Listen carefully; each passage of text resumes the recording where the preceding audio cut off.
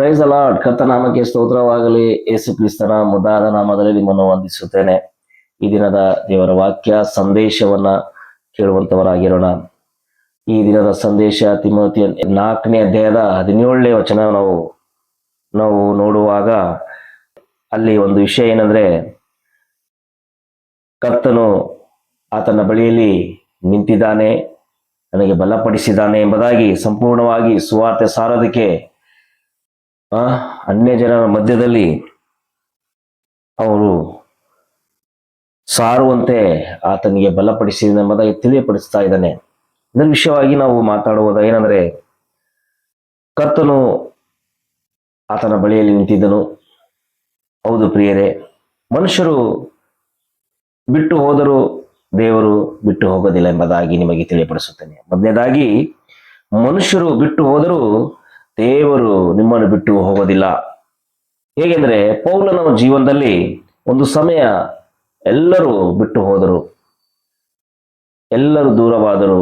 ಅದೇ 4:16 ನಾವು ನೋಡುವಾಗ, ನಾನು ಮೊದಲನೇ ಸಾರಿ ಪ್ರತಿವಾದ ಮಾಡಿದಾಗ ಯಾರು ನನ್ನ ಕಡೆ ಆಗಲಿಲ್ಲ, ಎಲ್ಲರೂ ನನ್ನ ಕೈಬಿಟ್ಟರು, ಇದು ಅವರ ಲೆಕ್ಕಕ್ಕೆ ಸೇರಿಸಲ್ಪಡದೇ ಇರಲಿ.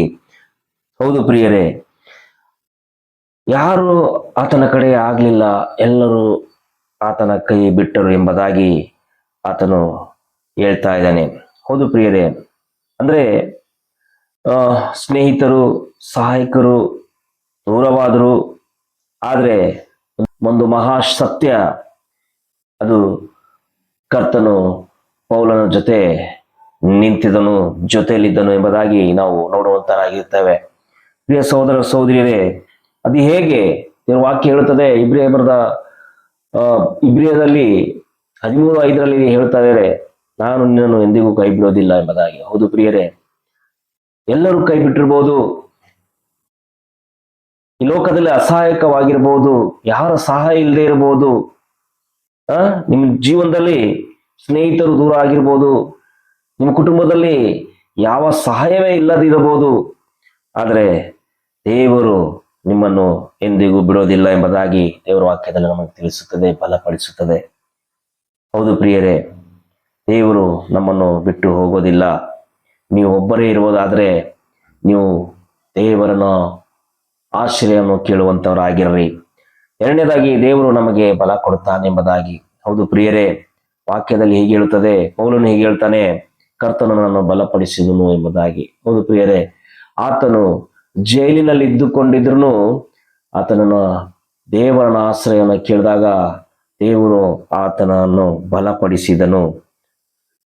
ಅವನು ಕಷ್ಟದಲ್ಲಿದ್ದನು, ಆದ್ರೆ ಜೈಲಲ್ಲಿದ್ರು, ಕಷ್ಟದಲ್ಲಿದ್ರು, ಆದ್ರೆ ಪೌಲನು ದುರ್ಬಲನಾಗಲಿಲ್ಲ. ಅದ್ಯಾಕೆ ಅಂತ ಕೇಳೋದಾದ್ರೆ, ದೇವರು ಆತನನ್ನು ಬಲಪಡಿಸಿದನು ಎಂಬುದಾಗಿ.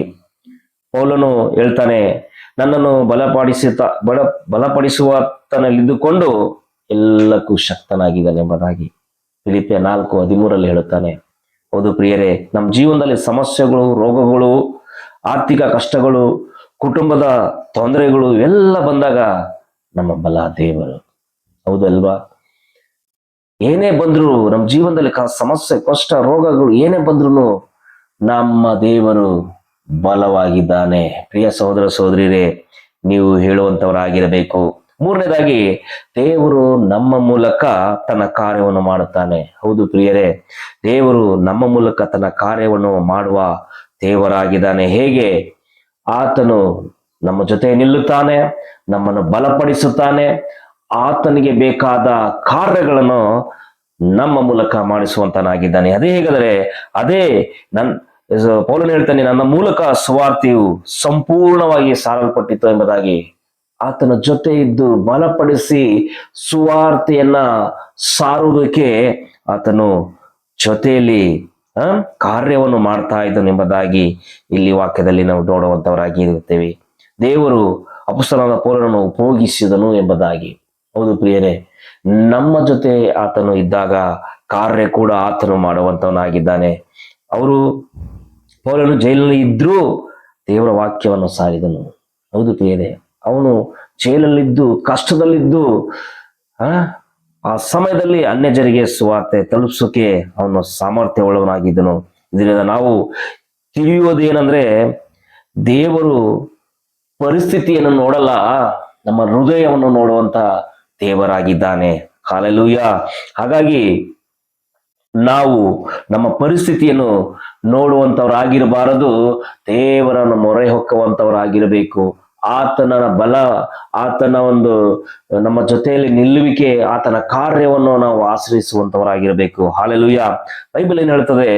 ಲೋಕಕ್ಕೆ ಹೋಗಿ ಸುವಾರ್ತೆಯನ್ನು ಸಾರಿರಿ. ಪ್ರಿಯ ಸಹೋದರ ಸಹೋದರಿಯರೇ, ಇಂದು ದೇವರು ನಮ್ಮನ್ನು, ನಿಮ್ಮನ್ನು, ಪ್ರತಿಯೊಬ್ಬ ವಿಶ್ವಾಸಿಯನ್ನು ಸುವಾರ್ತೆಗೆ ಉಪಯೋಗಿಸಲು ಬಲಪಡಿಸುತ್ತಾನೆ, ಬಯಸುತ್ತಾನೆ ಎಂಬುದಾಗಿ.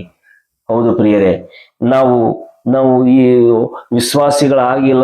ಆಗಿರದೆ ಶಿಷ್ಯರಾಗಿ ಒಂದೊಂದು ಹಂತಗಳ ಮೇಲೆ ಮೇಲೆ ಮೇಲೆ ಬರುವುದಾದ್ರೆ ನಮಗೆ ಸಿಗೋದು ಲೋಕಕ್ಕೆ ಸುವಾರ್ತೆ ಸಾರುವುದು. ಅದು ನಮ್ಮ ಕಾರ್ಯ, ಅದು ದೇವರ ಕಾರ್ಯವಾಗಿದೆ. ಆತನು ನಮ್ಮನ್ನು ಬಲಪಡಿಸಿದ್ದಿ, ನಮ್ಮ ಜೊತೆಯಲ್ಲಿ ನಿಂತು ನಮಗೆ ಕಾರ್ಯ ಮಾಡುವ ಹಾಗೆ ಬಲಪಡಿಸುವಂತನಾಗಿದ್ದಾನೆ. ನೀವು ವಿಶ್ವಾಸಿಗಳು ಸುವಾರ್ತೆಗೆ ಉಪಯೋಗವಾಗತಕ್ಕಾಗೆ ನಾವು ಆಗಿರ್ಬೇಕು, ಅಲ್ಲಿವರೆಗೂ ನಿಪುಣರಾಗಿರ್ಬೇಕು ಎಂಬುದಾಗಿ ದೇವರ ವಾಕ್ಯ ನಮ್ಮನ್ನು ತಿಳಿಪಡಿಸುತ್ತೆ. 4ನೇದಾಗಿ, ದೇವರು ಅಪಾಯದಿಂದ ರಕ್ಷಿಸುತ್ತಾನೆ. ಹೌದು ಪ್ರಿಯರೇ, ವಾಕ್ಯದಲ್ಲಿ ಕೊನೆಗೆ ನಾವು ಹೇಳ್ತದೆ, ಸಿಂಹದ ಬಾಯಿಯೊಳಗಿಂದ ತಪ್ಪಿಸಿದನು. ಇದು ಒಂದು ಸಂಕೇತವೂ ಆಗಬಹುದು. ಬೈಬಲ್ನಲ್ಲಿ ಸಿಂಹವು ಶತ್ರುವನ್ನು ಸೂಚಿಸುತ್ತದೆ. ಪ್ರಿಯ ಸಹೋದರರೇ, ಇದು ಅವನು ಅಪಾಯದಿಂದ ತಪ್ಪಿಸುವ ದೇವರು. ಉದಾಹರಣೆಯಾಗಿ ನಾವು ನೋಡುವುದೇನೆಂದ್ರೆ, ಪೇತ್ರ 5:8 ನಾವು ನೋಡುವುದೇನೆಂದ್ರೆ, ನಿಮ್ಮ ವಿರೋಧಿಯಾಗಿರುವ ಸೈತಾನನ್ನು ಗರ್ಜಿಸುವ ಸಿಂಹ ನುಂಗಲಿ ಅಂತ ತಿರುಗ್ತಾ ಇದ್ದಾನೆ.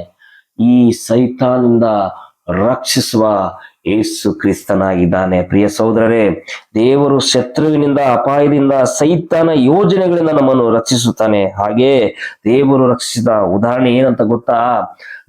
ದಾನಿಯೇಲನಿಗೆ ಸಿಂಹದ ಗವಿಯಿಂದ ರಕ್ಷಿಸದ ದೇವರು ಇಂದಿಗೂ ನಮ್ಮನ್ನು ರಕ್ಷಿಸುವಂತವನಾಗಿದ್ದಾನೆ. ಪ್ರಿಯ ಸಹೋದರ ಸಹೋದರಿಯರೇ, ನಮ್ಮ ಜೀವನಕ್ಕೆ ಇದೊಂದು ಪಾಠವಾಗಿದೆ. ಇದು ವಾಕ್ಯವಲ್ಲ, ನಮಗೆ ಒಂದು ಮಾದರಿಯಾಗಿದೆ ಎಂಬುದಾಗಿ ನಿಮಗೆ ತಿಳಿಯಪಡಿಸುತ್ತೇನೆ. ಈ ವಾಕ್ಯದ ನೀವು ಕಲಿಬೇಕಾದ 4 ಸತ್ಯಗಳು ನಾನು ನಿಮಗೆ ತಿಳಿಪಡಿಸಿದ್ದೇನೆ. ಅದೇನೆಂದ್ರೆ, ಮನುಷ್ಯರು ಬಿಟ್ಟು ಹೋದರೂ ದೇವರು ನಮ್ಮ ಜೊತೆ ಇರುತ್ತಾನೆ. 2ನೇದು, ದೇವರು ನಮಗೆ ಬಲ ಕೊಡುತ್ತಾನೆ. 3ನೇದು, ದೇವರು ನಮ್ಮ ಮೂಲಕ ತನ್ನ ಕೆಲಸ ಕಾರ್ಯ ಮಾಡುತ್ತಾನೆ. 4ನೇದು, ದೇವರು ಅಪಾಯದಿಂದ ರಕ್ಷಿಸುತ್ತಾನೆ. ಪ್ರಿಯರೇ, ನಾವು ಕೆಲವೊಮ್ಮೆ ಒಂಟಿಯಾಗಿದ್ದೇವೆ ಎಂದು ಭಾವಿಸಬಹುದು, ಆದರೆ ಸತ್ಯ ಏನಂದ್ರೆ, ಕರ್ತನು ನಮ್ಮ ಬಳಿ ನಿಂತಿದ್ದಾನೆ. ಅದೇ ರೀತಿ ಶಾದ್ರಕ್, ಮೇಷಕ್, ಅಬೇದನಿಗೂ ಅಗ್ನಿ ಒಳಗಡೆ ತನ್ನ ದೇವರ ಕಾರ್ಯ ಮಾಡಿದನು ಎಂಬುದಾಗಿ, ಅವರಿಗೂ ಒಂದು ಕೂದಲು ಸುಳದೆ ತನ್ನ ರಕ್ಷಿಸಿದನು, ಅವರ ಜೊತೆಯಲ್ಲಿ ನಿಂತಿದ್ದನು ಎಂಬುದಾಗಿ ನೋಡುವಂತವರಾಗಿರ್ತೇವೆ.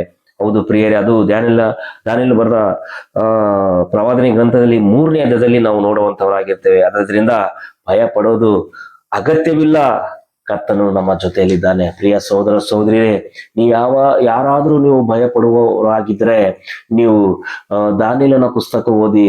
ಅಲ್ಲಿ ಬಹಳ ಒಂದು ಘಟನೆ ಅಲ್ಲಿ ನಡೆದಿರುವಂತ ಒಂದು ಏನಂದ್ರೆ, ದಾನಿಯೇಲನ ಕುರಿತಾಗಿ, ಶಾದ್ರಕ್, ಮೇಷಕ್, ಅಬೇದನ ಕುರಿತಾಗಿ ತುಂಬಾ ನಮ್ಮನ್ನು ಬಲಪಡಿಸುವಂತ ವಾಕ್ಯಗಳು, ಘಟನೆಗಳು ನಮಗೆ ಬಲಪಡಿಸುವಂತ ವಾಕ್ಯಗಳಾಗಿದ್ದಾವೆ. ಪ್ರಿಯ ಸಹೋದರ ಸಹೋದರಿಯರೇ, ಈ ದೇವರ ಸಂದೇಶದಿಂದ ನಿಮಗೆ, ನಿಮ್ಮ ಕುಟುಂಬಕ್ಕೆ ಆಶೀರ್ವಾದ ಉಂಟಾಗಿದೆ ಎಂದು ನಾನು ಭಾವಿಸುತ್ತೇನೆ. ಈ ವಾಕ್ಯದಿಂದ ನಿಮ್ಮ ಬಲಹೀನತೆ ಆಗದೆ ಬಲವನ್ನು ತುಂಬಿಸಿದೆ ಎಂಬುದಾಗಿ ನಾನು ಅಪೇಕ್ಷಿಸುತ್ತೇನೆ.